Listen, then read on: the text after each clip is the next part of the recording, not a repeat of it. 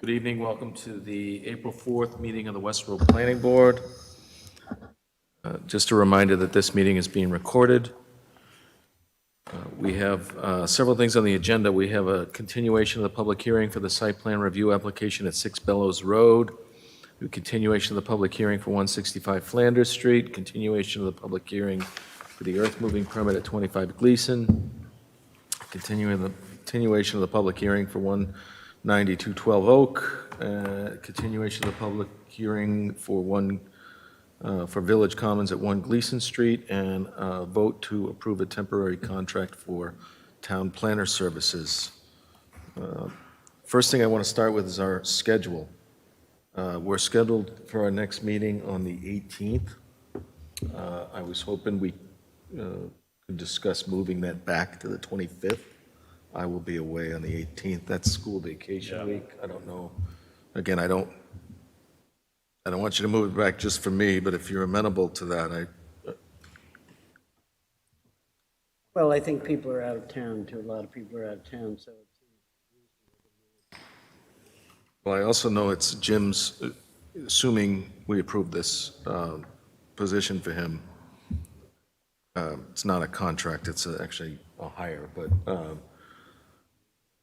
assuming we approve that, that's his first day back, and I don't think he'll have any opportunity to do any decisions or anything, but if we move it back to the 25th, anything we move forward tonight might be ready for signing. Yeah, well, his actually, this letter, contract becomes effective April 18. Right, that's what I'm According to saying, that's the day, letter, so- that's the day of our next meeting. Right, He won't have a exactly. So chance to give come him an back. extra week next It'll give him a few days to actually write a decision, assuming we're ready to move to decision on the 25th. So I think that would benefit the applicants too, rather than coming in on the 18th and finding out that there's no decision and just putting it off till May. Any thoughts? Is everybody available on the 25th? That works for me. Okay, so any continuances to, Pete, I'm sorry. Yeah, no, I'm coaching, but that's fine, I guess. Yeah, I'll get someone else to cover. Yeah, it's fine. Sure? Yeah. I don't want to push you on that. No, it's fine. The other weekend's the vacation, so it's fine. All right. All right, so, so any continuances we do tonight will be the 25th. Okay. All right, first item on the agenda is a continuation of the public hearing for the site plan review application at 6 Bellows Road for the Borough's Islamic Society. We saw this last meeting, and gentlemen, if you could just state your name and title for the record. For the record, my name is Imad Zurain from Develop Zurain, a professional civil engineer. I am Moinuddin Syed, President of the Board of the Borough's Islamic Society. So, gentlemen, I think we had two open issues that we wanted to discuss tonight. One was the possibility of getting parking at 110 Turnpike instead of the post office. I know that Jim prepared a letter supporting you on that. I don't know if you've had any contact with them yet. 110. Okay. Did you have an answer for that? Okay, I just need your name again as well, sorry. It's procedure, we have to do names every time, so. just My name is bear- Irfan Beg. I'm one of the board member of the Borough's Islamic Society. Yeah. So I did get the letter from Jim, supporting that, to help us out with the parking with Westborough Executive Park. And with the help of John, John Pezzoni, and he reached out to the owners there, and they are interested in helping us. And the next step is they're trying to evaluate the liability and the accessibility. So we will know more about that next week. Okay, so by the, Meantime, we do have the letter from the post office, if you guys, I think you asked. I for it. think we have a copy. Oh, you have it? Actually, could you, Greg, give that to Kristen just to be safe? That may be a more, I think that's the response to your email to them that we haven't seen yet, so that's good. So Jim will be back on the 18th, and we'll continue this to the 25th with the hopes of making some progress and hearing back from the 110 Turnpike. The other issue I wanted to talk about was the traffic at the end of Bellows Road where it comes out at McDonald's. And, I went out there, I looked at it. That intersection is already under serious strain, overstrained. And I'm just concerned that when your congregation lets out, that we're looking at severe problems there. And I don't know if we should do a traffic study or if you had a traffic study done at all. Have you studied that at all? We haven't, no. No, we haven't. I mean, with the USPS and Westborough Executive Park, so the congregants will be divided, and then given that we'll have two congregations, that will be even further divided. Right. And, like we talked last time, if we Right, but had. but you obviously expect your 80-car parking lot to be full, right? 89 cars? Yes. 89 years. And You're then- talking how many overflow cars? 40. 40? 40 plus whatever we Talking can 100 get. 120 vehicles all leaving at relatively the same time. I they would get- encourage you to go see how bad that intersection is and whether it's capable of withstanding that kind of volume all at once. I'm extremely concerned about that, and I think it's something we need to find a solution for before we move this forward. Let me just say something. I mean, when you mentioned leaving all at once, they don't all leave at once. The congregation, the service finishes. Some people actually, they pray what's called extras, they stay a little behind. Sure. There's also the members. Some people will hang around. So it's not like the 80 cars are going to suddenly. That's good, because it's going to take them 2 hours to get out of it. I So understand. I'm honestly concerned that it's going to be that bad. 2 hours might be an exaggeration, but what time are your services? At 1 o'clock on the afternoon, Friday afternoon. That was the point I was trying to make. So they'll be letting out at 2, 3? 1:30, Yeah. 1:45. 1:45 to 2 But o'clock. at least it's not rush hour. Yeah. That's good. Another thing is, if we were to get, first of all, USPS, people who park in USPS, they will be coming out of a separate exit. Also, those that park in Westborough Executive Park, they can exit to Route 9 directly. They don't even have to come onto the Bellows Road. So that's one of the reasons why we are trying extra hard to get into some kind of arrangement with the Westborough Executive Park. Sure. I think both of those may help. Right. Yeah, Mark, I'm wondering whether if you could, you know pretty much who your congregation is, I assume. Where they're coming from. Maybe it would be worthwhile just to benefit us and give us some idea of sort of where they're coming from, which would give us a better idea as to which way they're going home. Yeah, I would say about half of them come from the east, coming down the 9 West, from Southborough, Marlborough, towns like that. And about 25% would be coming from the Westborough side, from Hopkinton, Upton, Westborough. And about 50% come from Shrewsbury area.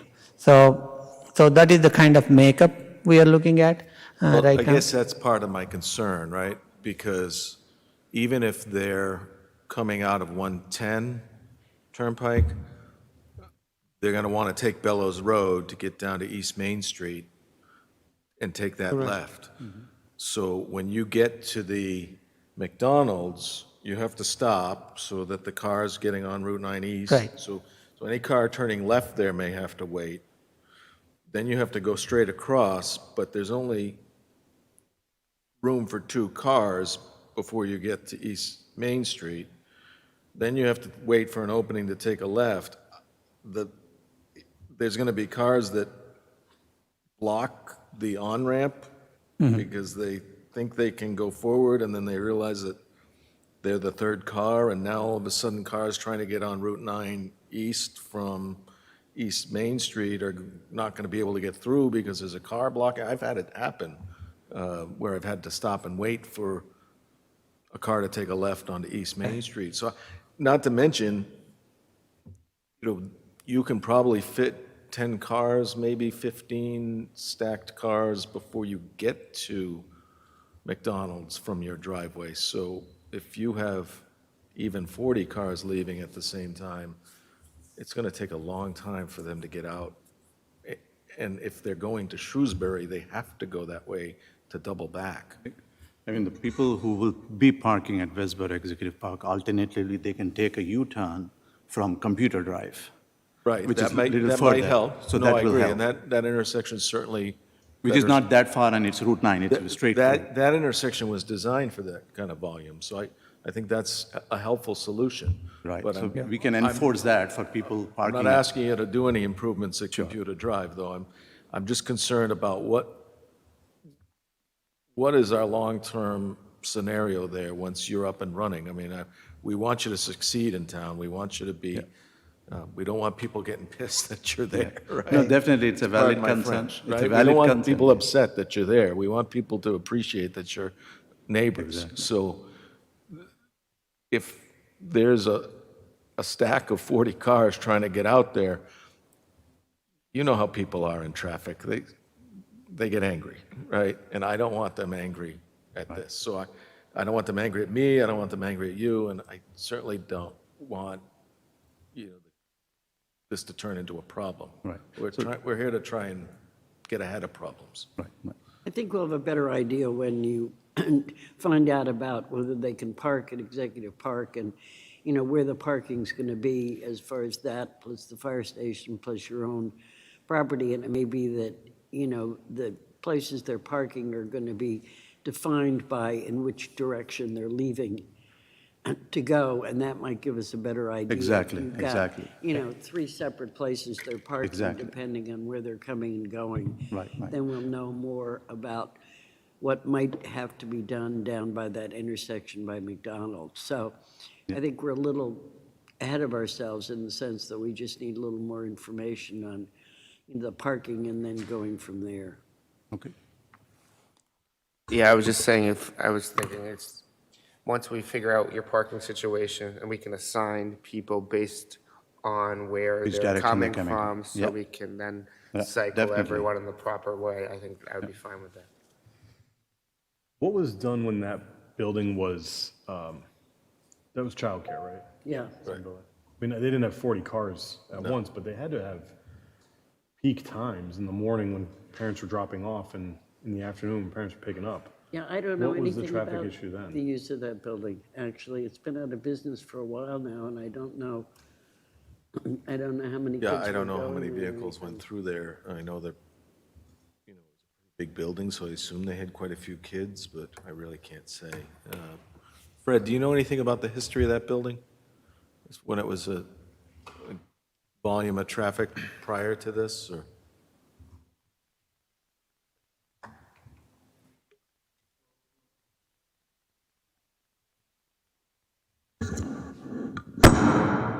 Sorry. My apologies. Fred Lenaro, Community Development Director. It was an operable daycare, I know that. We do an annual inspection, but you're right, they probably did have peak times. We didn't get complaints, at least through our office, so I can't directly answer that. I don't know that really helps, but it's a good point. It probably did have peak times. Well, I would think their peak times would be more around rush hour too, so that tells me that maybe. Well, except they probably had some half-day programs there also beside full day. So they may have had, people leaving at between 12 and 1, just sort of generally.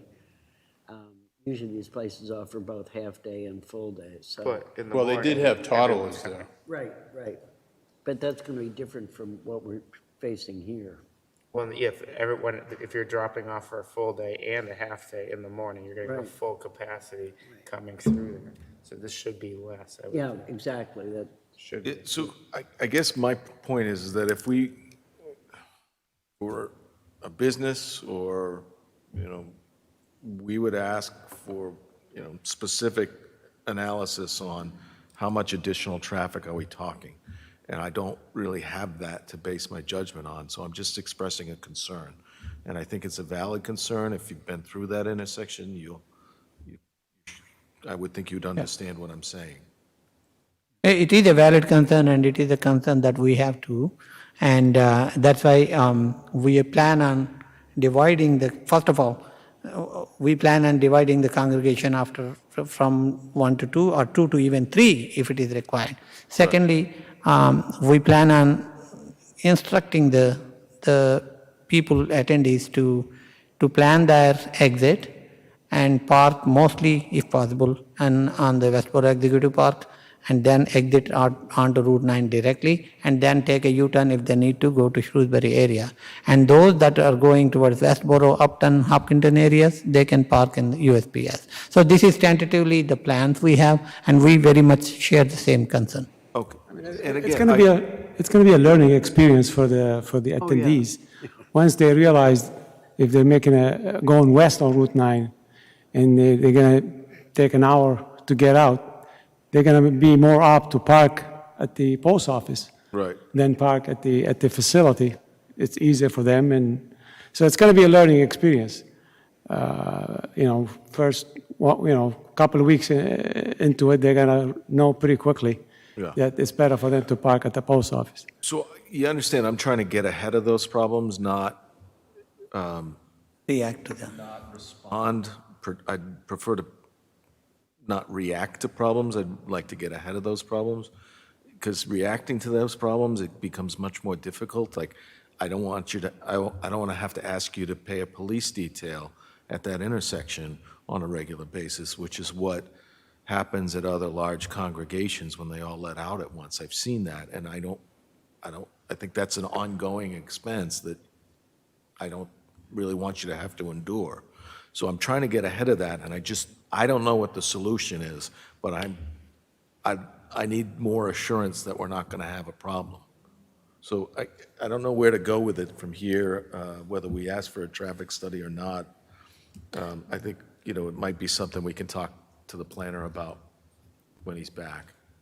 What's the ideal outcome of getting a traffic study? What are we going to look for to be answered as a result of that? Well, so I don't know. That's a good point, because it's in my opinion, that intersection is like a D, and if not an F, right? And this it's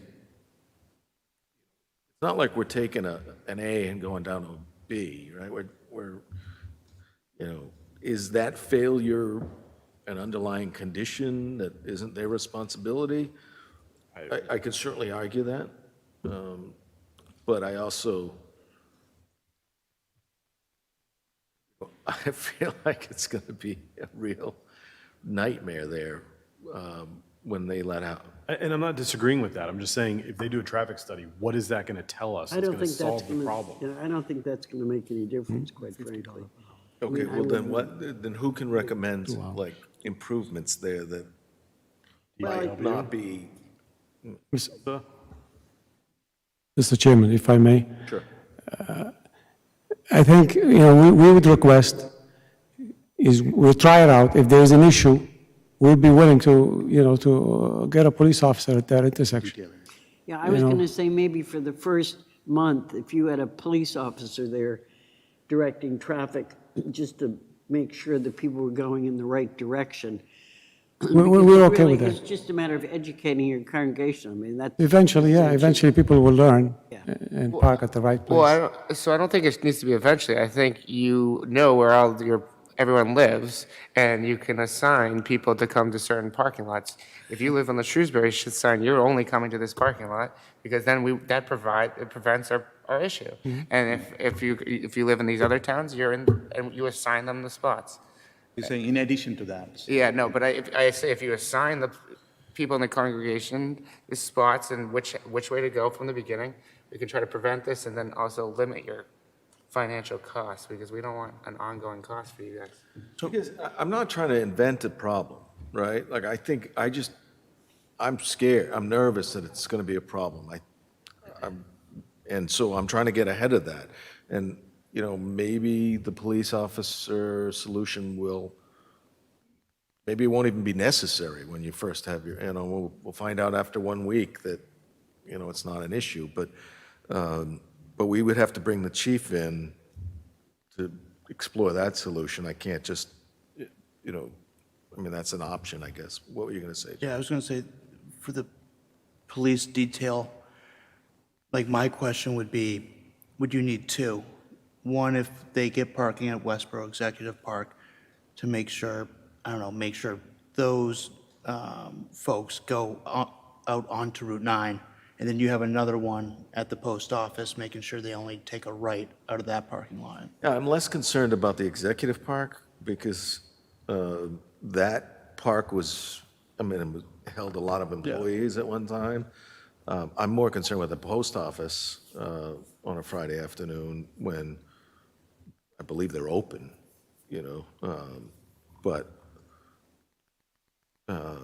but mainly my concern is that intersection at the end of Bellows Road. I just think it's going to take a long time for those parishioners to. Or you're saying coming out, taking a left, and then trying to, I think anybody coming out of Bellows Road, it's going to take a long time. well, so with Westborough Executive Park, though, people can get onto Bellows right there. Right. Yeah. But That's fine, but they'll be, that's why I think we just may need a police detail on East Main Street to help cars get out of there, but it's going to be. Well, I do, Parking in the executive park to get on for the Bellows. safety of the police officers. Mark, Parking space, an executive From park. 50 Westborough Theoretically, Executive they Park, would get 25, on 9 immediately and then US continue Post on Office 9. 25. Otherwise, Yeah, they're going to What is it? off and get on Bellows. this may be one of which those, one about what I would call a fluid situation, where it's going to be very difficult to put into our decision sort of cut and dried plans. This may be something that we're going to have to work with and see how it works, because I think that's really the only way, and then if we have to come up with alternative plans on how to do it. So I would say that, in the past, we've asked applicants and different applicants, right, different scales of projects. So we've asked applicants to come up with design solutions so that when we go for a grant to fix that intersection, we already have a design in place. We did that with Mass General at Flanders Road. Also at Flanders Road, we asked CXS for a contribution towards the cost of improving that. I'm not. See, I wonder whether that intersection is actually very much improvable, just because it's a very small intersection, and, maybe ask the DPW or somebody like that to take a look at it. I don't know whether there's much of an alternative to change that intersection. You laughed at me before. I think a traffic circle would work there. No, I don't, but the point is, we need an expert to sort that out. And But I don't think that's their Yeah, I responsibility don't think to so figure out a either. traffic, or what the solution is, because But I think if they're going to contribute to the problem, they should contribute to the solution. I don't disagree with that, but it's not their sole responsibility. I didn't say that. I'm But- not asking them to redesign the whole or to pay for the whole intersection, right? But a contribution towards that redesign I don't think is inappropriate at all. My question is, okay, so if we get a contribution from them, I'm just throwing this hypothetically, how do we know when we're going to get the next contribution to actually make how long is is it just going to sit until we get another? Well, look at Amazon. They paid for the corridor study, and that enabled us to get a huge grant from MassWorks, right? So I don't know I don't know how much it would cost to have a traffic engineer design a solution so that we're ready to go when we go for a grant to fix that intersection. Yeah, but I don't think it's up to this applicant to pay for a design Right, and how are we going to Well, require why was it up McDonald's? to Amazon to pay for it? Because Amazon is a huge company Right. that can spend that money. Well, we don't know how much it would cost. I'm saying, if we ask them to contribute, are we going to ask these companies to contribute, McDonald's to contribute? And what authority do we have to require them to contribute? Are we putting all the burden on these people because they're in front of us now when we can't require any other companies that are also contributing to this intersection to contribute to the solution? I just don't see how that's a workable solution. I'm not suggesting that they foot the whole cost of fixing No, I don't think that anyone is intersection. thinking you're suggesting that. I'm just saying, if they did a 10% contribution, right? Say, whatever it is, 10% of the design, 10% in money, how do we get the other businesses around that intersection that are also contributing to the traffic problem The other to businesses, contribute to the other that businesses have paid solution? taxes for years. Yeah, I just, But I I mean, don't it's, agree. every other business is paying taxes. Their taxes aren't going directly to this solution. They're paying the same taxes if they were in this location or somewhere else in town. I don't think their taxes are a reasonable share of what they're contributing to the failure of this intersection. I mean, maybe as a first step, which I think is an easy step, is I would be interested to get Lisa and Chris out there to look at that intersection and see whether there is a feasible way to look at it, because I think the intersection, the other thing is, as far as, I'd be concerned about going and applying for a grant for that, only because it's really such a minor intersection compared to all the other problems we have as far as intersections in this town. But I think we could get some, some knowledgeable information from our engineering department and our DPW department to take a look at that intersection and see what kind of ideas they might possibly have, so we can start at, and then when our town planner gets back, have some further discussions on this. All right, so Lisa sent us a memo today on this project, and in the memo, she says the intersection of East Main Street, Bellows Road, and Turnpike Road access ramp is historically problematic and is the only exit route available to the patrons of this property. It may be pertinent when prayer services end during peak traffic times to have a traffic detail at this location. We will defer to the police department on this issue. Furthermore, the planning board may want to consider requiring the applicant to contribute to a fund to be used for future engineering design services for intersection improvements. That's fine. It's just, how do you get the other businesses to contribute to that fund as well? We can't compel them to contribute because they're not before us. So it's basically going to McDonald's, it's going to these other companies and saying, Right, but they're "Look, we're not trying to making, solve but this." they're also not making it worse than it is right now. Well, I mean, if they came before McDonald's, then McDonald's would be the one making it worse. It's just a timing issue. I mean, we're going to say that they're making it worse. They're making it worse for one day out of the week, For 2 hours for 2 hours. in the middle of the day. And that historically has had more business on Route 9 on that side that would, at rush hour traffic would be coming off of Bellows Road. Those buildings aren't filled on Route 9 on that side. So during rush hour, if anyone's going back into town or trying to cut to, Southborough, they're going through Bellows Road at rush hour currently. And there's less people doing that now than there was probably in the 90s and the early 2000s, to be honest. Because there's less businesses that are filled in those areas. Look, I can't really, I certainly don't want to penalize them for being a nonprofit, but they're not going to pay any taxes towards a solution. I think this property should contribute to the solution in some way.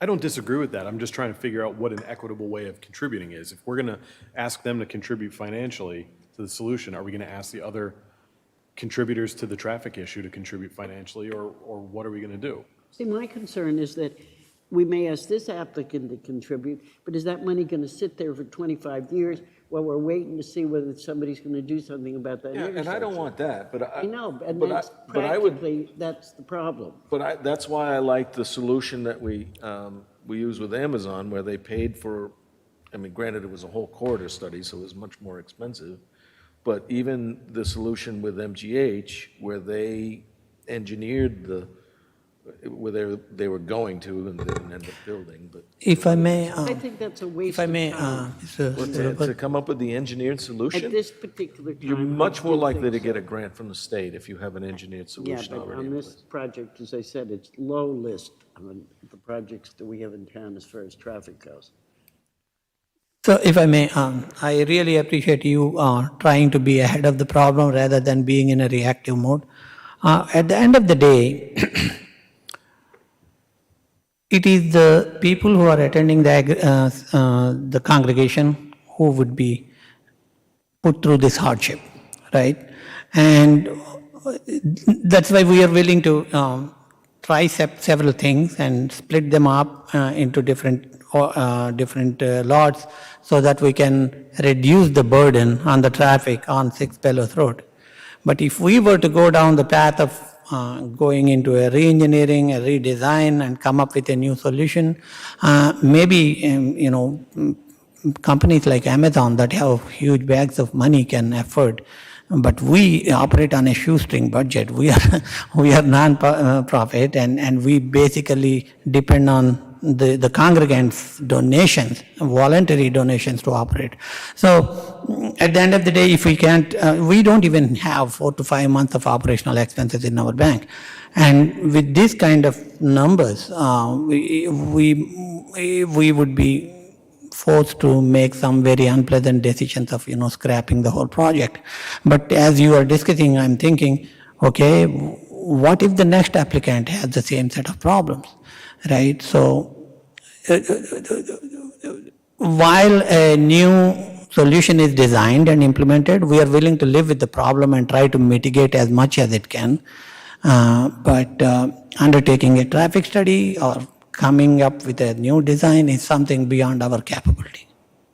Now, I mean, Lisa suggested that we get the police out there to look at it, and then if we get engineering and the DPW out there to look at, I think let's do that at the moment as a step, and then talk about this again at our next meeting with a little more information is the way I would go. Yeah, one of the things in the site plan is we're supposed to assess whether this will be a detriment to safety. Like if it's just people sitting around waiting, that's not safety. But if it's going to contribute to actual accidents, that's a concern. So I think that if we consult with the police, we'll have a better idea of how many accidents have been there. Are they related to that specific intersection, or are they more, you see a lot of people getting in accidents getting onto Route 9 because they think the car in front of them is going and it stops, but I don't know how many accidents have happened at that specific location or at East Main Street, so it might be good. Does it make sense for them to talk to the police and see if they can work out a solution with the police and then come to us with that solution? Yeah, I'd like to hear from the police directly as to whether they're okay with just the detail or if they don't even think it's necessary. They certainly have more experience with high-volume traffic than I do. Without getting a formal traffic engineer, I think that would be valuable. Have you guys spoken to the police? We had one meeting with one of the police. About here in traffic one of issues? the Tuesday meetings, but not in detail. The department had meetings, we had in this building here. All right. They suggested to put a sign, like slow down and things like that. So, we are incorporating all that, Plus, in addition to what Brother Moin said, right, I'm going back a little bit. If this new design system, whatever is being suggested, we don't know the timeline, and by the time we might be on the road because we are running against the time as well. We have to vacate that place where we are doing congregation right now. Yeah. So like he said, we might have to take some unpleasant decisions, if this gets delayed further. All right, well, I don't want to delay further, but I do want, it sounds like I'm the only one worried about it, so. No, I think you have it's a valid all concern, but I worried. think if we get someone from the police department, if they're comfortable with, or they come up with a solution, then. I know Lisa's obviously worried about it because she put it in her memo, so, and engineering probably knows more about it than I do. Kristen, did you go?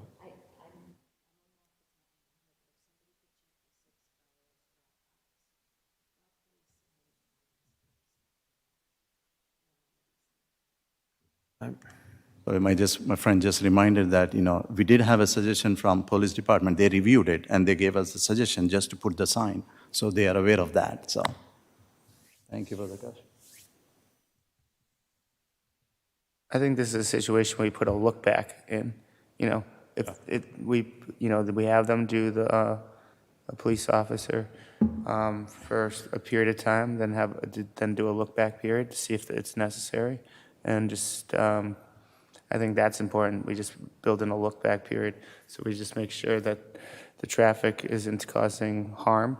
It really is what happens, what Mark explained earlier. It's when the third car thinks they can cross and it jams up everyone. It's not necessarily traffic for everyone coming out from your location. It's coming onto Route 9, and then that will back up into town. So if it gets really backed up there, I Backs understand up what to Mark's like the saying. line, it could back up to the Lyman Street light. Yeah, exactly. Yeah. Yeah, so did you find the police study or no? No. No, there's not there, there's fire, but not police. Okay. Yeah, I've got There's it. fire, but not police. The issues that I have on this site plan would be the access to the rear of the post office. Would they have access, and if so, how does that impact the security of the rear of the post office? If they don't have access to the post office, where are the cars going to park and access to the building? Bellows Road is narrow with zero relief for pedestrians to walk on. I would also request signage for vehicles leaving the property to make only a right out of the parking lot. So the chief didn't seem to express any concerns with the end of Bellows Road. I mean, that For security, you'll That put the doesn't light. alleviate my concerns wholly. I'd like to hear that, maybe address that directly with the chief and ask him his thoughts on, again, we're talking, even if half the parking lot leaves at once, which, 40 cars on Bellows Road is. Yeah, all but at there one wouldn't be, time there is- wouldn't be 40 cars on Bellows Road, particularly if we get the parking. No, there would for the be, because post there's office, 89, there's 89 spaces at the building itself. But if you split up your congregation, you're not going to have 80 at each. Right, like Brother Moin mentioned, right, like 25% will be coming from the Rotary, Yeah. and 25% will be coming from the Southborough line, and 50% from Shrewsbury side. So total 100 parking, let's say, right? So we are talking about like 50 going directly into Westborough Executive Park. And that's what we are actually trying to get, the number of parking from Westborough Executive Park. And for them, we will enforce a requirement that they cannot take 6 Bellows, they have to take Computer Drive. Right. So that alleviates half of the traffic. Absolutely. And then 25% on the 6 Bellows on USPS, if that needs to be reduced less than 40, we will enforce that as well. And then remaining, maybe 20-ish, 30-ish, or 40-ish, would be at 6 Bellows. Right now, in one congregation, we are roughly estimating about 100. And we have that data, all that data right now at where we are right now. We have about 75 parking. Let's say with overflow, 25 more parking. So we're talking about total 100 parking at the moment, at the peak time, month of Ramadan, and on Friday. Yeah, and also it would be staggered. As you said, not everybody leaves exactly at the same moment. And not so- everybody leaves exactly at the same time. There are three types of people. One is leaves immediately. Second, they do some additional parade. Third, my type, chat around, and then leave later. So. All right, so let's do this. Why don't we reach out to the police? Would you take the initiative to reach out to the chief? Sure. Ask him specifically whether, that, explain to him your concept for dividing all the Dividing. traffic. Explain to him that, you are hoping the congregation grows, right? I mean, you don't. Yep. It's not going to stay at 100 forever. So the idea would be, I will make. is that intersection at 6 Bellows, at the end of Bellows, where it comes out to McDonald's, is that going to be a problem? And does he think, a detail for a couple of weeks just to see? Or I actually like Pete's idea, maybe we go through, maybe we build in, okay, once a quarter for the next year, we're going to reassess.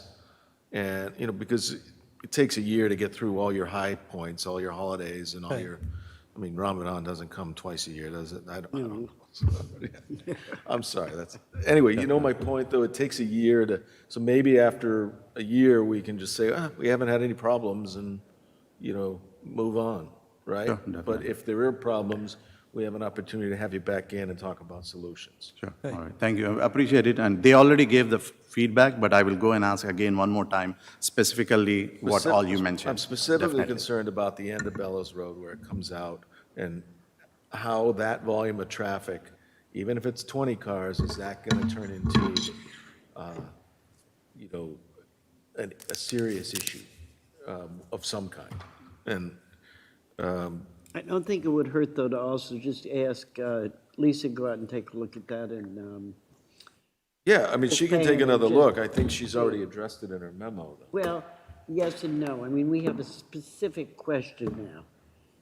And one of the Okay. things you raised was you'd like to see if there's a way to redo the intersection. That she did not address that because we didn't ask that question. But I think that it might be worthwhile to just ask her whether she and Chris, whether there would be a way to modify that intersection, because I have concerns about whether there would be a way to do that without doing something like putting in a traffic circle, which at that intersection, I don't know if that's really feasible. But anyway, I would just like to hear their comments on that intersection. Yeah, I mean, one of the things we talked about, or I talked about with Jim, was just even putting like crosshatches on the road, like painting the road with, do not block the intersection, so that, even if cars are queued up on Bellows, at least they don't block that on-ramp. Well, that's it. That's a whether- simple yeah. solution. It's not, Yeah. it might just be, maybe that's what engineering Well, that's comes what I up mean, with. that Yeah, plus all right. there may be additional signage that should be put out. Believe me, I would like a simple solution on this. I don't want to overcomplicate this, but I just had to relay my concerns. So, you'll reach out to the chief. We'll continue this to the 25th. And, other than that, I think you're going to get an update for us on any parking arrangements at 110. But we have the post office to fall back on as well. Okay, all right. Okay? When do This, you, this is, sorry, sorry, I just wondered, when do you project opening? What are you looking at as far as your timing goes to open? we're looking for roughly, give and take, about 3 to 6 months from now. That's what I wondered about. Okay, that's fine. So we're still really much in the planning stage, which is good. I mean, Well, they need because we to, they're worked this probably out going to need to beforehand. do some construction on the building, right? You're not already Yeah. working on that, are Yeah, you? they did. Yeah, that's what I mean. I know So- but I just wondered how And much certainly, time you we know, had. They're Clearing, not, clearing and paving will 182 take a little Turnpike. bit. Yeah. They've been they're in 182 Turnpike. 182 Oh, are Turnpike, they? yeah. Oh, okay. Oh, that's right. Oh, they are. Forgotten about that. They're at 182 Turnpike. Yeah. Where the new Hyundai dealership's going in. Yeah. So they're up against that. Okay. Okay. All right, gentlemen, thank you for coming in. Thank you very much. It is a public hearing, so is there anyone from the public who wishes to comment on this? Okay, seeing none, You want me to make the motion? go ahead. I move that the planning board continue the public hearing for the site plan review application at 6 Bellows Road to Tuesday, April 25th, 2023 at 6:30 PM. Second. Okay, we have a motion and a second. Any discussion? All those in favor? That's 5-0. Thank you, gentlemen. We'll figure this out. I appreciate Thank you it. very much. Have a good great night, guys. Yeah.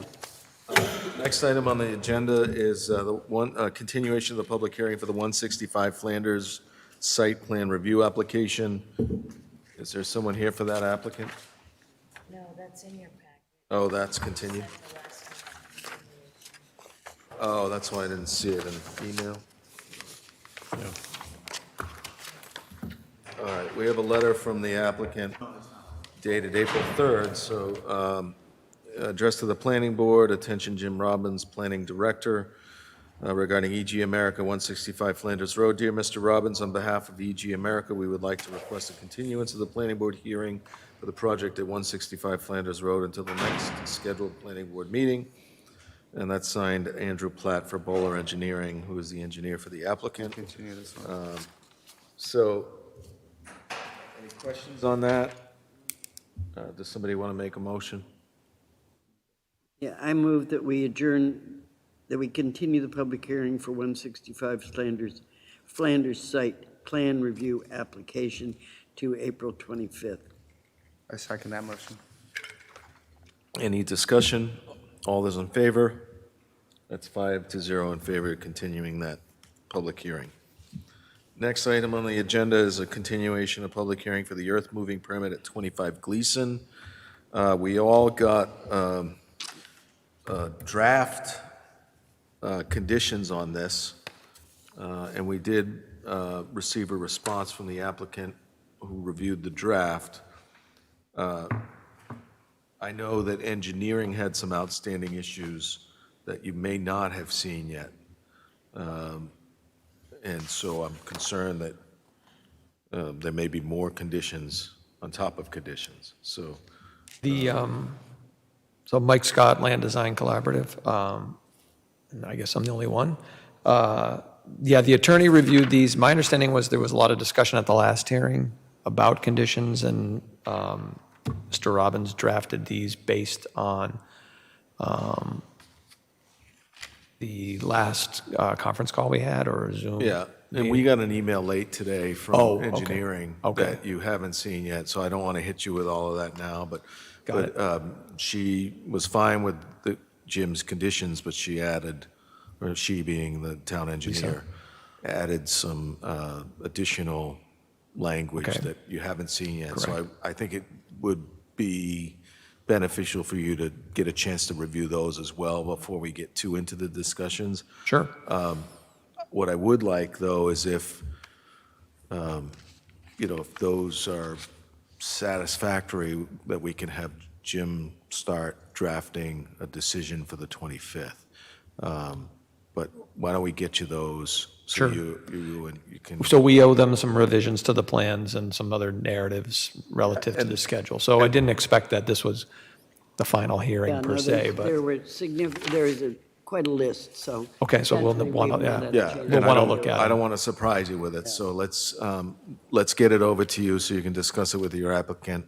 Hopefully get everything ironed out. I mean, maybe it's just, they're fine, and Yep. you can, and we can say, once those are settled, we can do a draft decision and try and go through all the conditions. We can go through the conditions that we already have, but I feel like we're going to end up doing that again. Right. So, does anybody disagree with that strategy? No, I think we need to wait until we get everything. Okay. Okay. All right, so appreciate you coming in, Mike. It is a public hearing. Anyone from the public? No. Okay. I move, Go ahead. I move the planning board continue the public hearing for the earth moving special permit application at 25 Gleason Street to Tuesday, April 25th, 2023 at 6:30 PM. Second. Any discussion? All those in favor? That's 5-0. We have a continuation of the public hearing for 190 to 12 Oak Street, and a continuation of the public hearing to modify the commercial component of the special permit for Village Commons at 1 Gleason.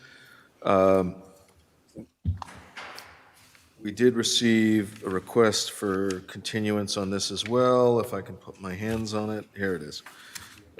Dated April 3rd, attention Jim Robbins, Town Planner. We hereby request a continuance of the following two public hearings scheduled for April 4th to a meeting scheduled on April 18th, 2023. One is Hana Place and two is 1 Gleason Street, Village Commons, and that's signed Farouk Ansari,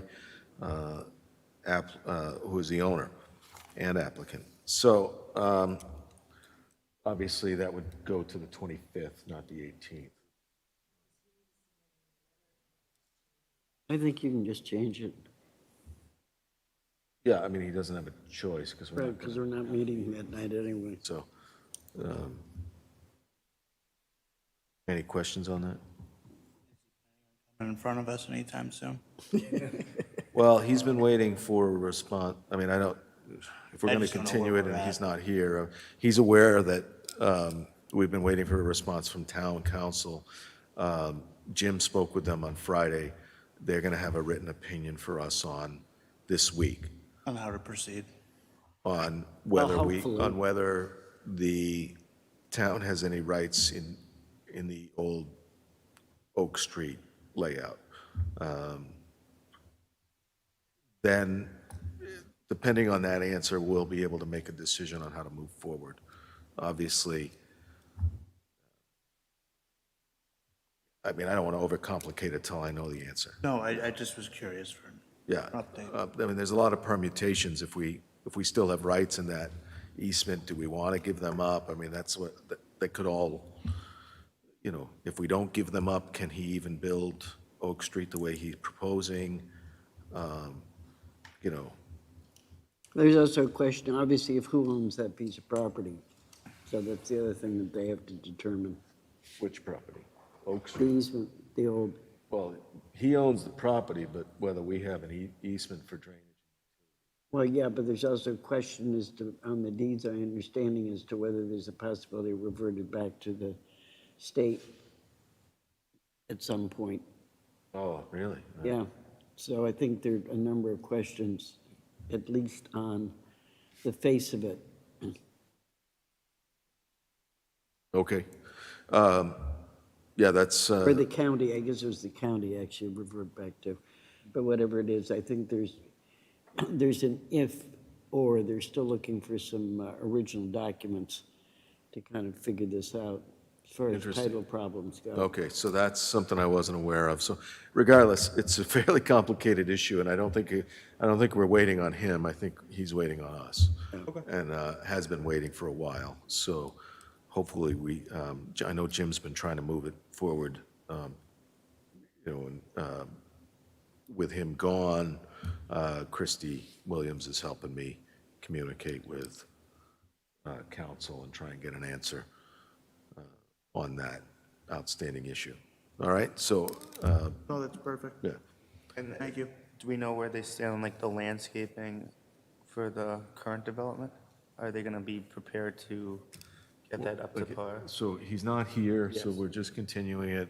I don't really, I hadn't heard much about it, so I just appreciate the absolutely. update. Yeah, no, and I think that's fair. I didn't tell you anything that the applicant doesn't know, but I don't want to bring up landscaping issues when he's not here to discuss it. And I So, assume you'll, after you get the town attorney opinion or decide where to move forward on that, then, Pete, I guess you were on you and Mark would meet again with, for prior to the time, I think it hopefully depends the on what the next attorney, meeting. I think it depends on what council says. Yeah, but I If the mean, council says he has all the rights, well, then I don't know why we need another work session. oh, okay. So Because you we don't already wanna had a discuss- work session based upon that assumption. It was the discovery of Right. the potential. But that I might thought there not was going to be happen. some discussion with him about the number of units that, Well, that's a might be discussion I think we'll putting- have here. okay, all right. The planning board has to make a decision on how many, he's asking for a density bonus. Well, that's what I'm So saying. we're getting way outside of the continuation right, discussion, okay. so. All right. So why don't we table this until the next meeting, but, you know, I can explain in general how the TOV zoning works without addressing, no? I would say nothing. Just Okay, let's, Let's just continue it to all the right. next So meeting. we have a motion and a second, right? That would No, no not motion. on this. no motion. Oh, I thought you made a motion and you We just did that on the said, oh, no, preceding one. All okay, right. they're all, Didn't mean to open up the can of worms there. All right, I move that we continue the public hearing for 190-212 Oak Street site plan application and continue the public hearing to modify the commercial component of special permit T-OV number 2014-1 for Village Commons at 1 Gleason Street until April 25th at 6:30 PM. I second that motion. Any discussion? All those in favor? That's 5-0 in favor.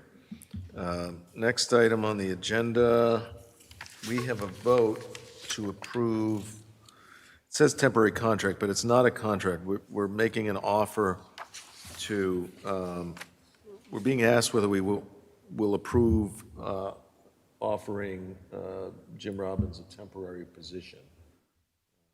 And I think we all got a copy of that. And based on the letter we received, the conditions, he has agreed to. Did you all get a copy of that letter? And you've had a chance to review it? I know Jim is comfortable with those terms. If anybody has any questions on it?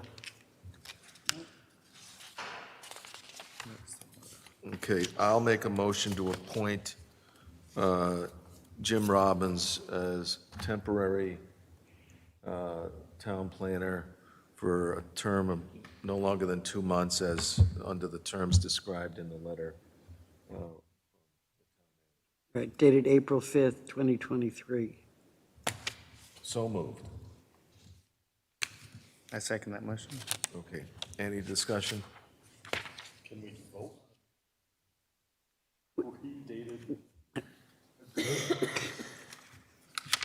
Dated for tomorrow. I mean, usually you would vote after he's, but I think, I mean, Everyone's fine with that. what happened, we were asked whether we would, approve the conditions, essentially is what we were asked.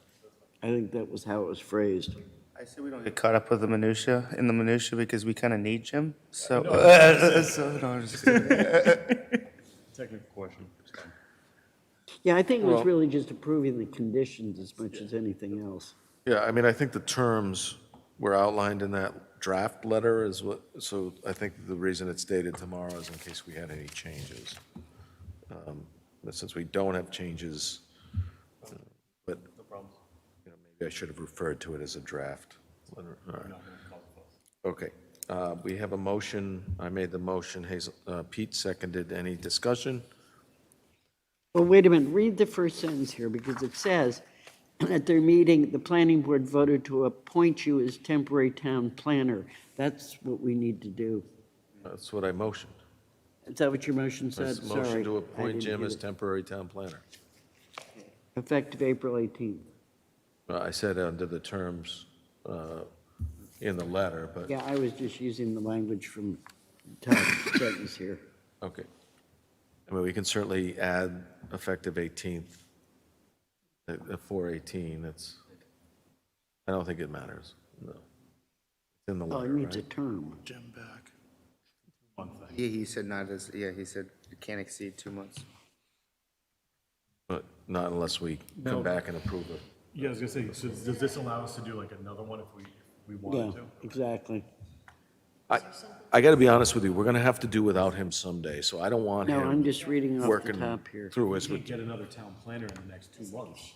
That's true, but I don't want him, we can look at help from CMRPC, we can look at consultants, I don't want Jim to waste his I whole did get it. retirement Let's see what the date was. babysitting us, right? Like, I mean, the point of retirement is to go, I know he cares, so that's good that he cares, and I appreciate that he cares, but I don't want to keep asking him, for help, right? Like, Hopefully we wouldn't be we keep- have to we do wouldn't without keep him, asking we him have for to do without him someday.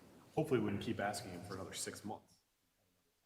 Yeah, and I think this leaves us the option that if we need to go further than 2 months, we can have a discussion and make that happen. And who knows if he wants to do it after 2 months, so it's like, it'll be summertime, who knows?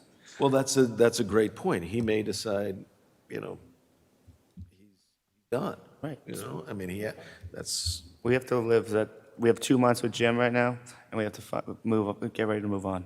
I want him to enjoy his retirement and not have to put 24 hours a week in with us, right? Like, that's not retirement. That's a part-time job, right? If he wants a part-time job, he can get a part-time job, but I don't think he wants a part-time job. Anyway. If he wanted to work here, he wouldn't have retired, right? Very good point, yep. Anyway, it's not about that. Like, I'm welcome welcome his help on this stuff. I don't want to keep going to the well, and it gets in the way of moving on, right? Like, at some point, we're going to have to do without him. And I'm not saying tomorrow's the day, because it's going to be a long 2 weeks, but I want, I want to find a good successor, is what I really want, but. We all do. Yeah. All right, so we went through that. We have meeting minutes. Yeah, what are didn't the vote. dates of our meeting I'm minutes? sorry, we had a motion and a second to appoint Jim Robbins as temporary planner. Any discussion? All those in favor? Yeah, that was the discussion. 5-0. All right, 5-0 to approve that appointment. Next item on the agenda is meeting minutes. Have any meeting minutes?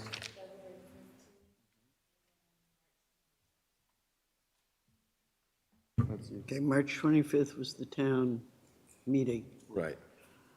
So the other one is just February, it was dated the 5th, Chris. No, the one I originally got. Sorry. No, same one, exactly the same as the one we voted on.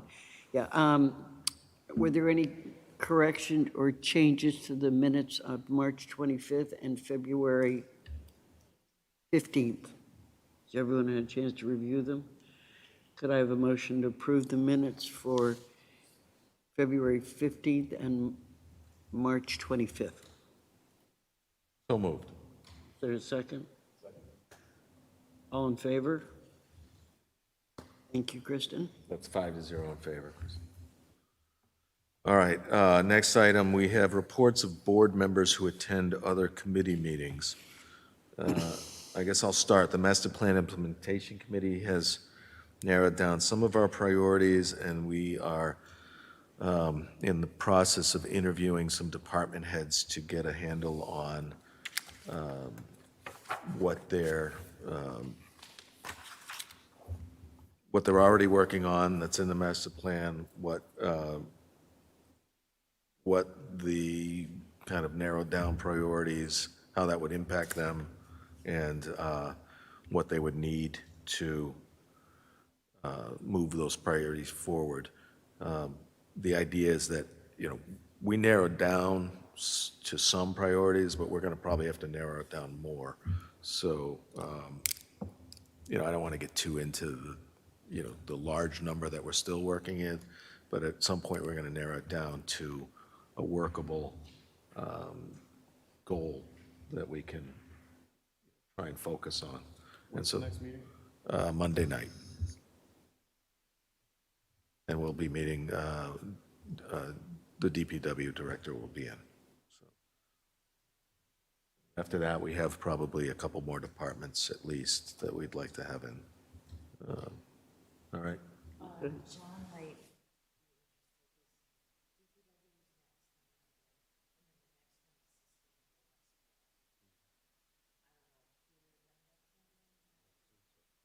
Yeah. That's, no, it's That's Patriots' Day, it's the 24th, because the 25th is our meeting that we just made, so right, we'll have back-to-back meetings then. right. And, yeah, Kristen's and psyched. and I assume you're not meeting Patriots' Day. Is that the 24th? No, Oh, yeah. it's the 17th. No, That's no, the we preceding meet, Monday. our schedule is 2nd and 4th Okay. Mondays. So we'll be meeting on the 24th, and then our meeting will be on the 25th, so I'll be able to give you an update hot off the presses. Any other? The Land Prioritization Committee, which has really been in abeyance for the past year, is finally going to meet on May 1st. And essentially what we're doing is looking at what land is owned by the town and what perhaps can be done with it. So anyway, we have a meeting now scheduled for May 1st.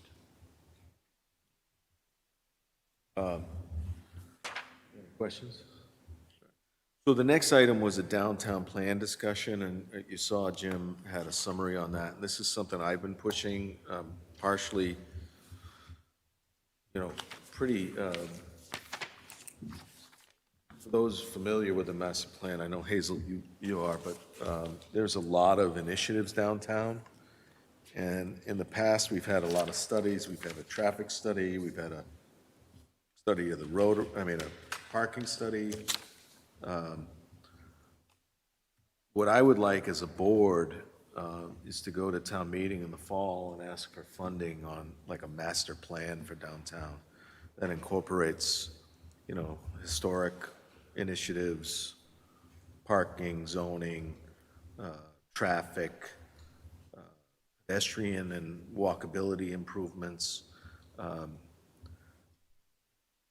What I feel that we need is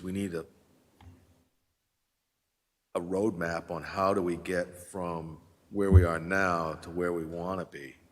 And we need an expert to help us with that, because I have all sorts of ideas, right? But I'm not a traffic engineer. I don't know if, widening sidewalks will screw up the traffic flow or not, right? Like we need a consultant of some kind to come in and put it all together into a workable, and Jim had made the point that other towns have done this, so we can go out and A, get an idea of costs, B, get some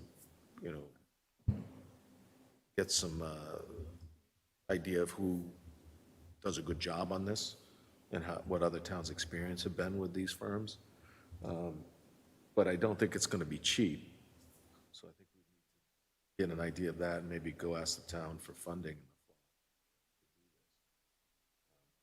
Is it going to be funding to figure out how much this costs, or is it going to be funding to We're actually going to go out. and do something? We're going to go out and get a rough magnitude of cost, ask the town for funding, and then we'll probably have to put it out for bid.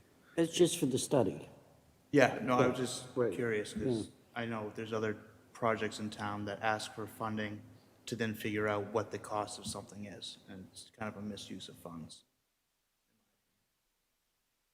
Well, I hope that's not what we have to do, because I don't No, like no, that. no, I I'm don't like just that double-checking. incremental approach, but we kind of had to do that with Hakamaka, and it was purely because in order to prepare the specialized bid documents, you needed an expert to prepare them. So my hope is that we don't have to hire an expert in order to hire an expert. I'd like to think that either, Jim has the expertise to prepare that, or the new town planner will. We should also be reaching Yeah, I agree with that. absolutely. they can help us prepare the actual RFP, what we want, the scope of work. Yeah, and I actually traded emails with them on that already. And one of their questions was whether we have a housing production plan, which we do not. And that might be a whole nother plan that we'd have to pay for, but I'm not sure whether, I want to focus on downtown, and I think a housing production plan would encompass the whole town. When I looked at the master plan, I saw over and over again, we want more downtown. The problem is, a lot of the people that commented on the master plan about the downtown area wanted to compare us to Hudson. And what Hudson did is had their businesses, they pretty much taxed themselves and created a fund, and then that fund then was matched with a grant by the state, and that's how they were able to do that, so. Partially, but I think one of the other issues is you look at Hudson, and I deal with this all the time, because people come in and say, how do we become Hudson? How do we become all these other towns, Wellesley? Look at Wellesley and look at Hudson and look at North Adams and all of them. The way that the infrastructure is set up is completely different than how our infrastructure is set up. So it's not, yes, it's a business improvement district to a certain extent, but it's also, to Mark's point, changing the zoning, changing the design standards, changing the traffic patterns, and allowing that type of thing to just grow that way. And then we get to the business improvement district. But I expect this consultant to not only tell us, where, one of the ideas is, how do we get there? How do we pay for it, right? And if they want to if the consultant recommends a bid, a business improvement district, well, then we have something to go back out and say to these businesses, this is our plan. We want you to contribute this much, the town will contribute this much, whatever. Or maybe the funding will be purely through Smart Streets or Mass Works or, planning grants and the other thing is, there's actually a round of planning grants available through the Community One Stop, and the deadline's in May. And I want to look at that with Jim, or I want to keep asking Jim for stuff, because I've already said that, but maybe we could get a grant application into that May deadline to get a planning grant to help us with that.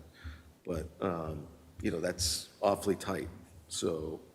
I think a step like that would be kind of necessary before we go to town meeting with it, because right now, we were just at town meeting and everyone was, I think it was consensus, people were worried about overall spending and what their tax bill is. And so I think we need to have a plan to offset some of that cost so the town doesn't think we're just hitting them with another bill. Yeah. That's just my feeling on it. So I would, go ahead. Just one very small point. What happens is that we react instead of being proactive about things.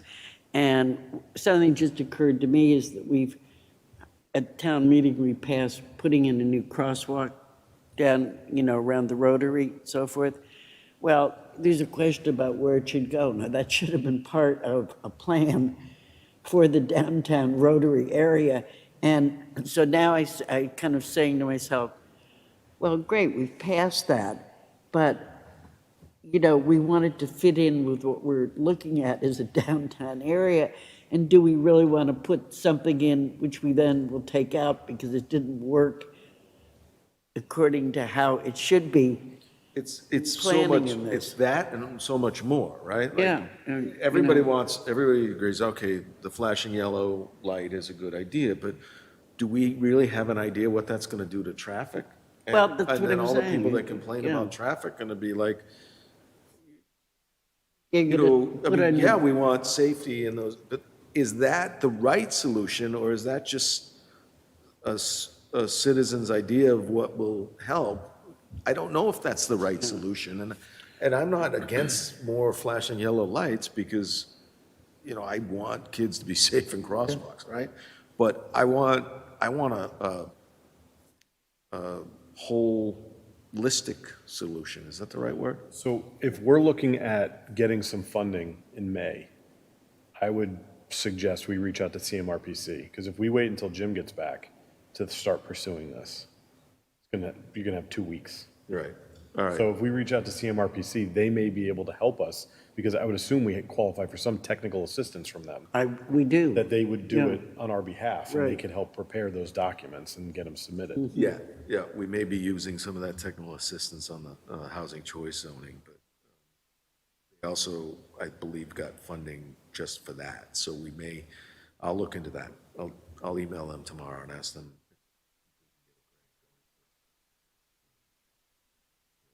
I've already discussed it. Some with them sort of briefly, so consultant that we If could you use. want, if you want some assistance on that, feel free to include me.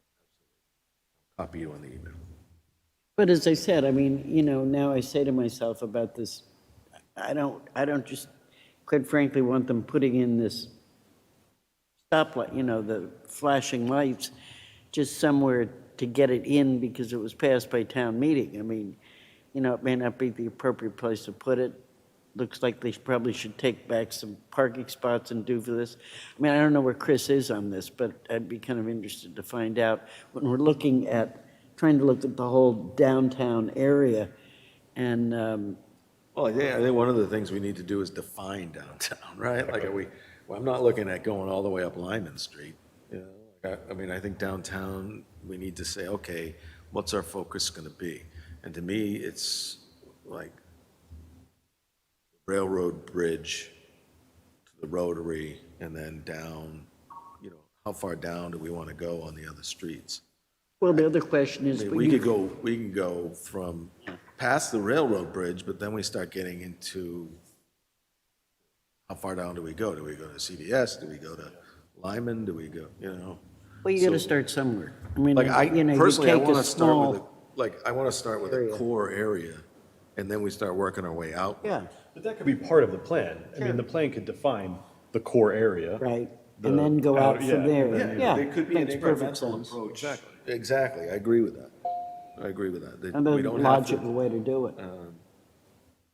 and believe me, I have all sorts of ideas on it, but I want an expert to tell me, well, that's a good idea, or no, this is a better way to do it. And bring it all together so that we can point to this study, document, plan, whatever you want to call it, and say, okay, here's how we want to move zoning forward, here's how we, you know, want to address utilities in the area, or sewer, or whatever, you know? I mean, and we can incorporate sustainable principles or EV station, you know, I mean, like, there's all sorts of things that that study could help us with. So, you know, I just feel like, well, I've been on the board for 14 years, 13 plus years, and downtown really hasn't changed that much. I mean, Bay State Commons was a huge change, and since then, there really hasn't been a lot of changes. Do you feel that the master plan that you're working off of now doesn't really address any of the downtown issues? No, it sets goals, but it That's more doesn't say how general. you get there. Like, it sets So you're goals. looking more for a roadmap? Yeah. Okay. Yeah, I mean, it's fine to say, I want a goal to make walkability, you know, pedestrian walkability and bikeability downtown safer. That's a great goal, but how do you do that, right? We need, you know, how do you improve traffic flow downtown at the same time? How do you create more parking, but also widen sidewalks and cafe-style seating? You know, like, these are things that people want to see downtown. I think if I'm thinking how you're thinking, it's going to say, for example, if we were to go down to CVS, the Arturo's parking lot, that whole area on the other side too is going to be, you know, should be form-based zone, form-based code. And then, so that then gives us the argument to say, well, we need to have a form-based code developed for that area. And then that's going to identify the sidewalks, the cafe seating, the parking in that area.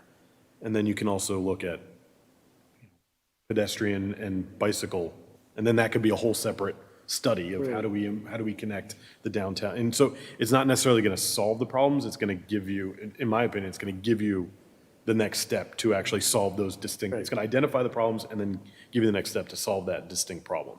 And eventually, we would be eligible for some community CPA funding. Eventually would come in. I mean, we're not due for that for a couple of years anyway, so. Well, it depends you on what know, the project is, right? Yeah, but I mean, particularly for the historic part of the downtown area, that, you know, would, Yeah, I think, mean, I fall don't in want, there. I don't want, you know, I don't want to take down historic buildings just for the sake of progress. That's, you know, we need to find a balance between preservation and growth, right? You know, and yet there's a lot of buildings downtown that are not historic, that are, you know, old warehouses or, you know, not, I would like to see every gas station downtown, like, I hate to say it, I don't mean to single them out, but, you know, like, I think those gas stations could be nice buildings, or, you know, something better than, So my concern is still the bill of, all right, we're going to figure out how much it's going to cost to do a study. Then we need to figure out how much is it going to cost to actually put that study into action. And I'm just thinking the library project. That's all that's going through my head right now, is how they spent 10 years of doing the work, and they got to the final vote, and everyone just got hung up on that one number. even with the grant amount of money that they're getting, they're still just hung out on the final price tag. Sure. So I just think if we do go down this route, we have to have a better approach and we have to have we have to make sure we have. Everyone stay in line. Yeah, we have to make sure that we have the pulse of the community, that they actually want to spend this money over a 10-year period, and that makes sense. But I also think if we have a plan, we can explore alternate means of funding. You know, if we have a plan, we can say to the state, this is our plan, help us with this grant, that grant. If we have a plan, we can build something into the zoning and say, look, the idea is to improve sidewalks. Any new project downtown needs to contribute to a sidewalk improvement fund. At the end of the day, it's going to come down to the developers, But you got to put the the zoning and everything in Yeah. place for them to The guides. be successful. But it's fairly easy at this point in the sense that we know in order to proceed forward, we need a plan. Yeah. So step number one is to get the money either from grants or partially from the town, is to be able to hire someone to do the study that we need.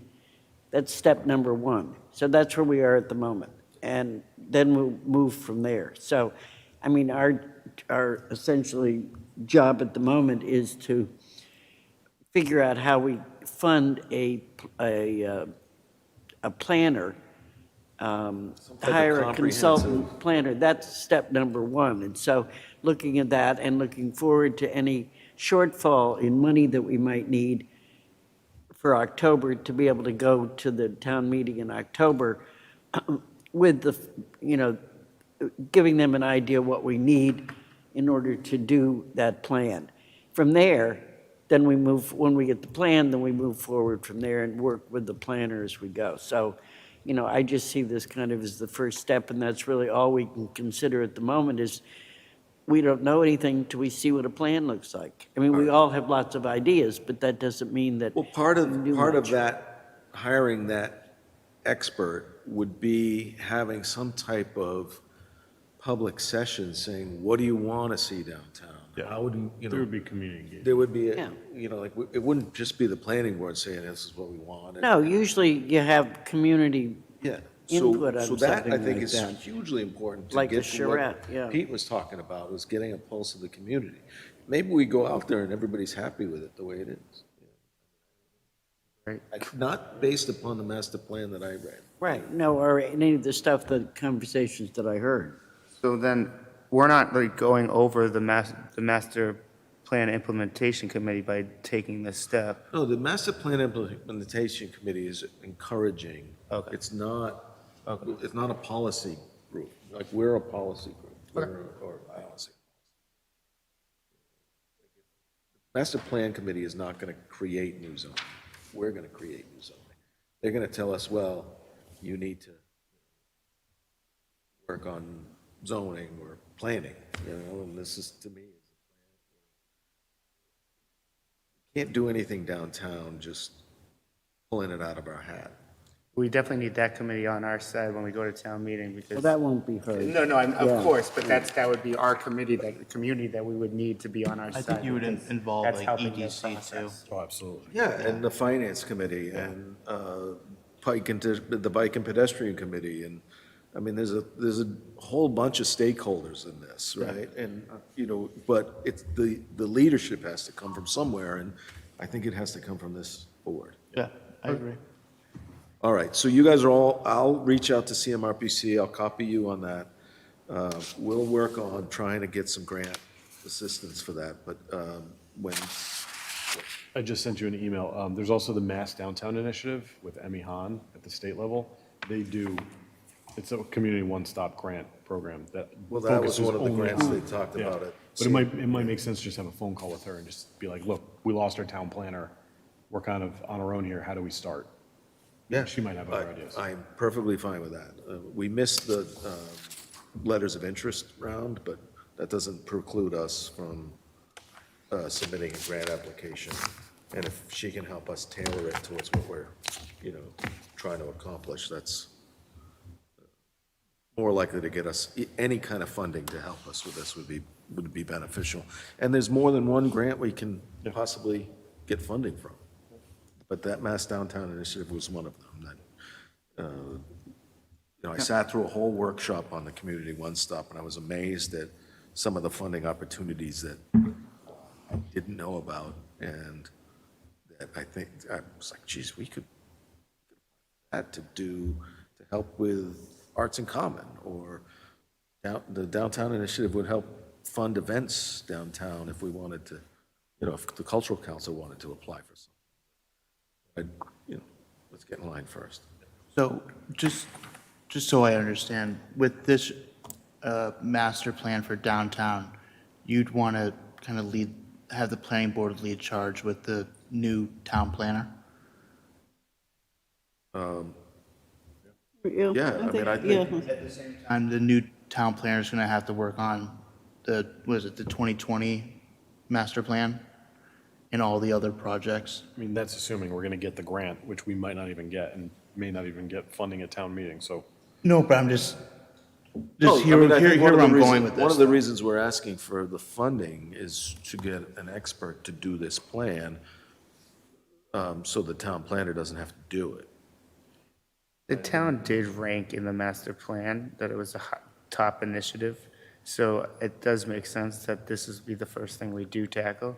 I'm just hesitant about the cost of it all, that's all. And my thing is that we bring in a new town planner and they get overwhelmed with the projects that we have in front of us, the current master plan, this master plan. It might make sense if they have an assistant town planner that can help with all these initiatives.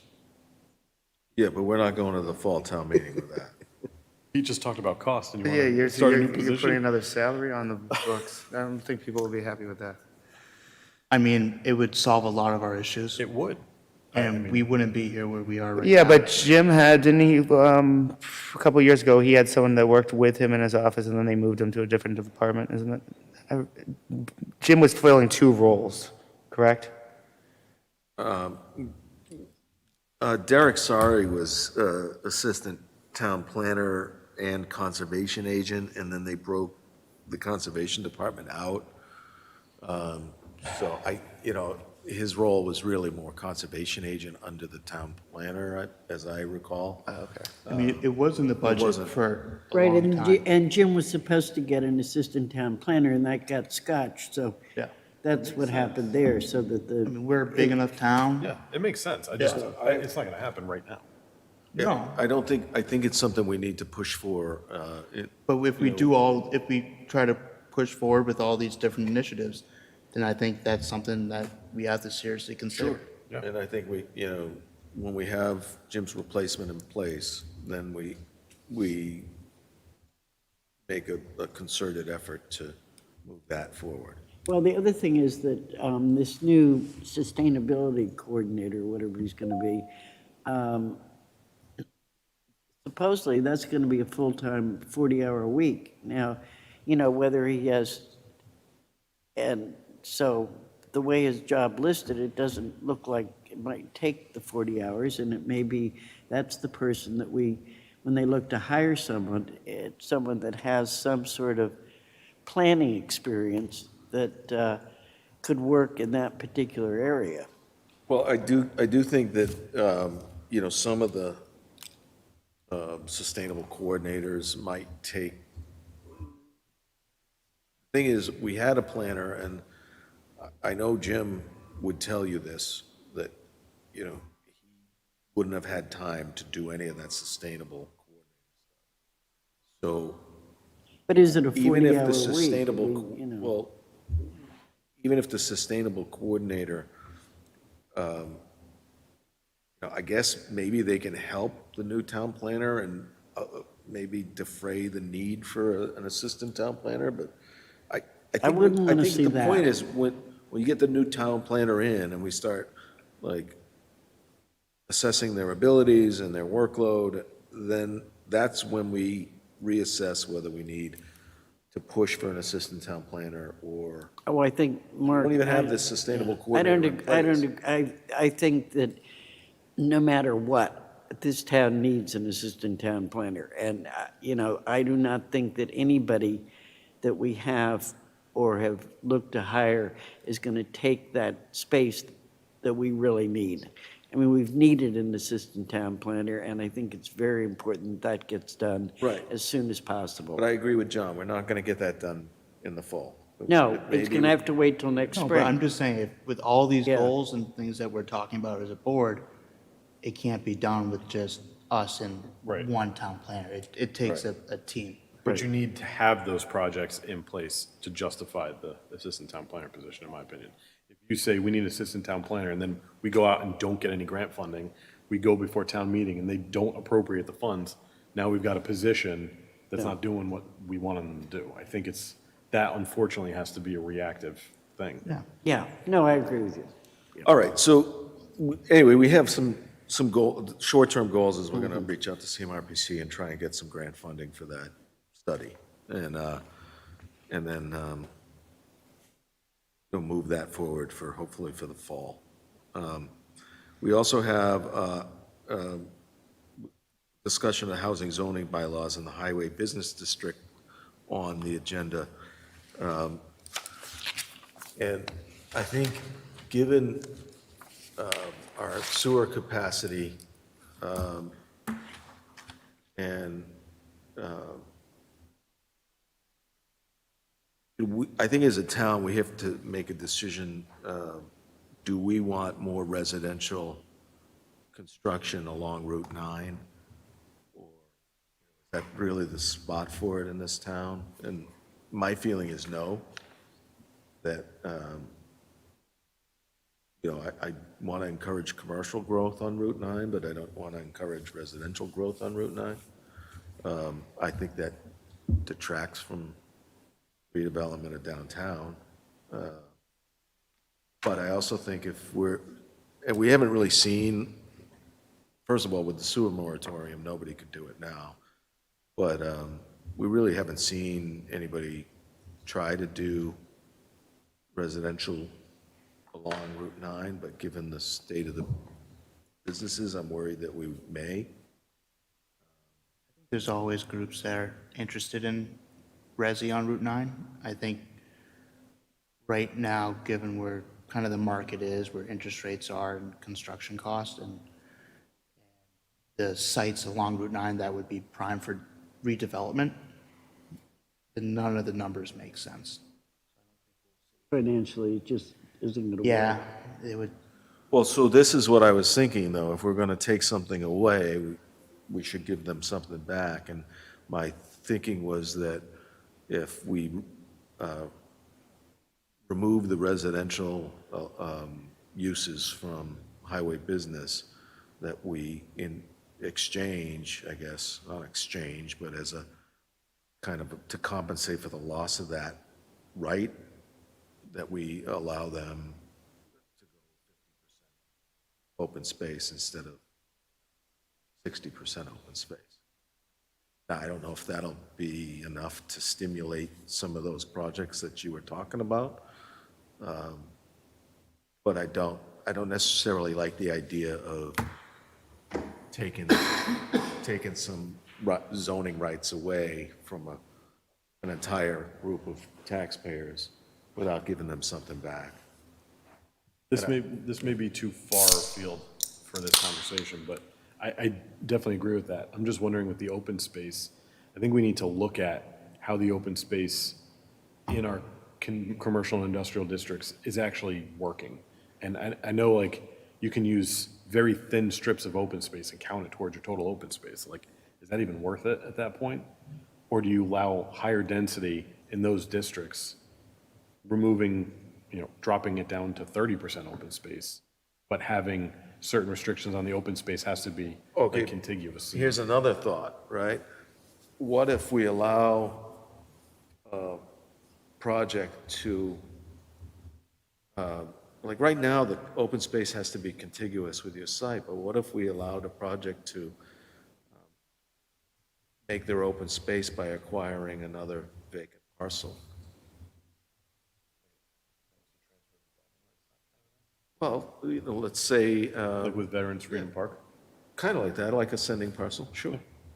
Allow, like, I think that makes sense. The open space in the industrial districts, it's not usable open space. It's not it's usable to not as anybody. appealing as, Hockomock Pond or, Daypray property that we spent $2 million on, right? Like, if I can get a developer to go and buy 60 acres in town, save the town 2 million, and the exchange is that they build a denser project and use more open space on Route 9, Where we want it to be. they still have to go through site plan review, so we're not gonna let them, we're not gonna let Route 9 turn into, Framingham Route 9, or Danvers Route 9, or Route 1, like, I don't want, but we also have big sites on these properties. We don't have little, 1,000 square foot lots on Route 9 the way. We pretty much have an auto mile, though. Getting there. Yeah, we're getting close to an auto mile. I gotta be honest with you, though, With green thumb, if, I'd rather see the car dealers on Route 9 than at the mobile station. yeah, Well, yeah, yeah, of right, course. it's- You and the It's mobile not going to happen again. Yeah. I think Route 9, the sites along Route 9 are for the town's last large development sites. So, I mean, that's where you really have to focus on what does the town really want there. If you want to get rid of residential, then you do have to make it competitive for other towns that do have less open space. I mean, Like, I don't think a 10% difference is going to do it, but going down to 30% would be. Well, the other question in my mind is, I do think it's important to figure out for ourselves on Route 9, what really is available. I mean, there's only a certain amount of property there. So consequently, what is available? I mean, you can't talk in a vacuum about saying, okay, we're going to, change this or more open space or whatever. But what are we really talking about? I mean, how many pieces are there left there? And what is the developmental possibility of those pieces that are left? And I think that's an important kind of thing to try to find out before we proceed, in changing the zoning at this point or changing open space requirements. So it's a matter of looking what's on there now, what we as a town have on Route 9. I do think we need to assess that before we change the zoning, but I also think that we really should move that, removing residential forward. I don't know how long it's going to take for how long the sewer moratorium is going to be in place. Yeah, I would say at least a year. I think we should have Zach come and talk to us about this That's a good idea. from the Yeah, the economic development coordinator. Sure. I think he's going to have a better, handle on yeah. what we're on talking about. Priority development areas. Right. Places that are coming up for sale and what the business owners are looking for on Route 9. So, I mean, when you talk, like, I agree with that, but just one thing I thought of about, reducing the open space, like, I would go less than 50 if, let's say, they want to cover another 40,000 square feet, well, they have to preserve another 40,000 square foot open space parcel somewhere else. Some type of formula where it'd probably have to be more because it wouldn't be a 1-for-1 because it would be 46. Anyway, we'd have to work on those numbers. I'd rather see open space preserved downtown or, some pocket parks created or. I think you can leverage the development on Route 9 to push for new downtown infrastructure if you need it. Yeah. I think that's exactly where you're going to get that, rather than getting it from the downtown property owners and business owners themselves. Well, that gets back to my concept of, every new project, if it's going to use town, I don't know, if they're not going to put in sidewalks, they got to contribute to a sidewalk improvement fund. If they're going to be a residential project, they need to contribute a certain amount towards the schools. Just, same thing even with, I mean, I guess the sewer and water fees are, That might be not possible. That's why it'd be interesting to hear Zach's I'm not talking comments. about impact of future development. I'm talking about paying us back for all the work we've done already that they're about to use. Yeah, but you can't retroactively charge them for things. Why not? That's impact fees. on- If somebody's going to come in and use our infrastructure, I think they should pay for some of the infrastructure that the rest of us have already paid for. Maybe.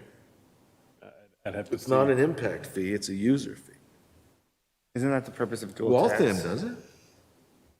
I mean, if it can be done, then I would be open to exploring it.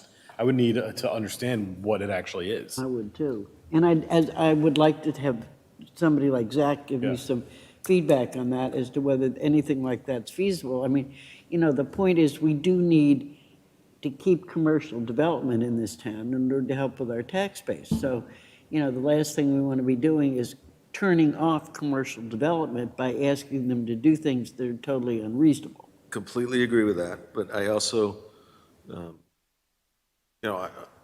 I think John's got a good point. I think if we can make these sites attractive enough, developers will expect, contribute.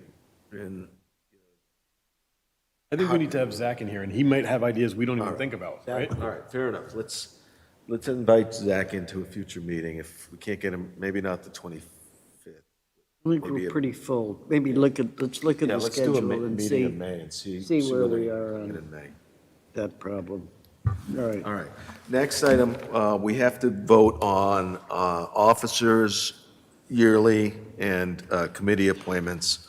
Right. You want to Yeah. do officers first? Yeah, I know that we talked at our last meeting, or we have talked about a rotating chairmanship, but Mark did come to me and ask whether he could serve another year, as he was interested in working with a new town planner and also with a housing choice. And so I think that's a reasonable request, and I would nominate Mark as the chairman for the coming year. I second that.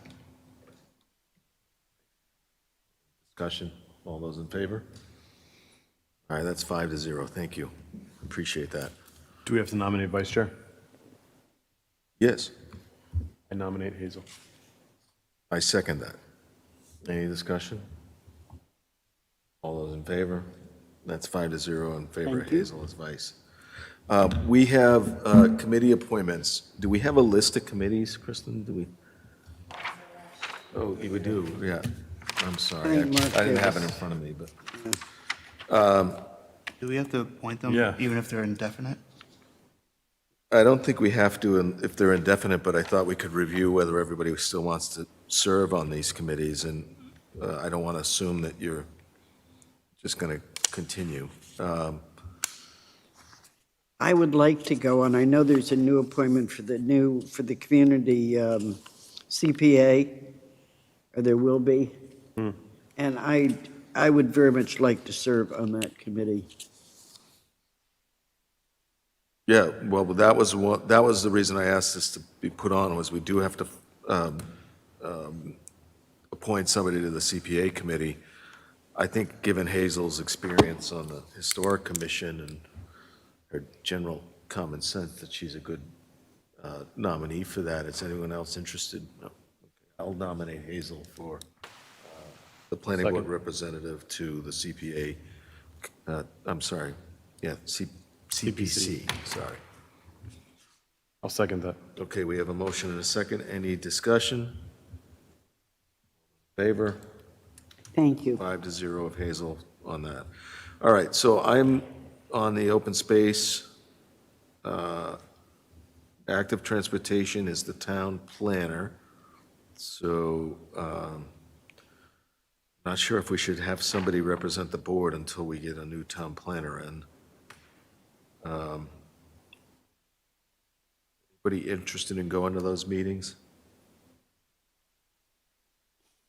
We take that up in 2 months. Yeah.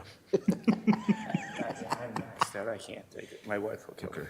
Hazel, What you're was on that, Pete? You wanted, you said- want to be on more committees? No, I said I'm maxed out. I'll second that. Pete, for more committees? I just said, if you want to put this in writing, I said, I am maxed out. My wife will kill me. I completely understand, Pete, believe me, I completely understand. Land Prioritization Committee is Hazel, Yeah, that's zoning really review, really John, fun. are you good on that? Mm-hmm. Okay. Sustainable Westborough, John Gelsich? Guess so. Housing Choice Working Group is me and Pete. Master Plan Implementation is me. Search Committee is Hazel and John. CMRPC is, And you guys renewed me like a month ago. Yeah, that's right, we did vote on that, because that one we had to vote on.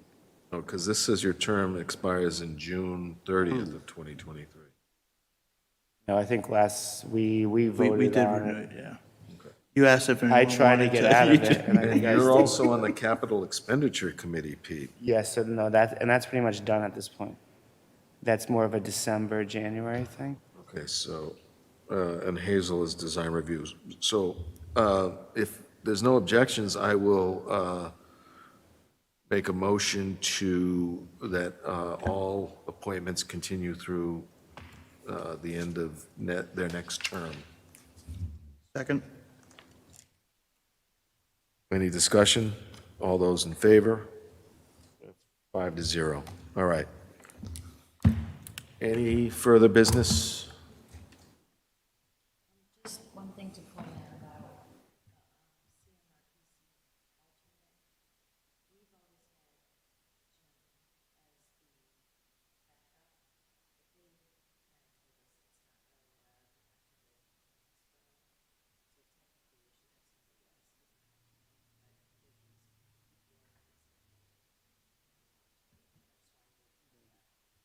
John Preziosi, would you be interested in that? I don't even know what it is. It's one way to find out. Yeah. It's honestly, it meets like 3 or 4 times a year, but I've been on it for 2 years, and I've been to 1 or 2 things just based on the schedule, and I don't know if I've actually brought anything to the table with it. So this is the first time I feel like we've been actually reaching out for funding. So, I mean, maybe this is going to grow now that we're actually, yeah, so But what is it, though? Just so I, The Central Mass Regional Planning Commission. Okay, yeah. That- yeah, if you want to put my name as the alternate.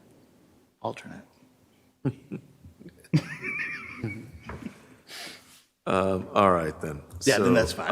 I'd be happy to do that. Consider that, I guess I'll motion to make John Pizzoni the CMRPC alternate representative from the planning I second that motion. board. Discussion, all those in favor? That's 5-0. Thank you. No problem. Thank you. Can we make that appointment, though, Kristen? Can we appoint like somebody who's not even on the planning board to be our delegate? It's a good question. I can resign. I mean, if we can appoint Jim, maybe we can appoint Lester. Or we can draft somebody who's not on the board to, I don't know. Jim Ball's not busy. Yeah, right. Jim Ball's All right, so any busy. other business? Right. Oh, God, he would kill you. if All you right, even I'll asked make a him. motion to adjourn. Second. Any discussion, all those in favor? That's 5-0 in favor. Jim Ball would murder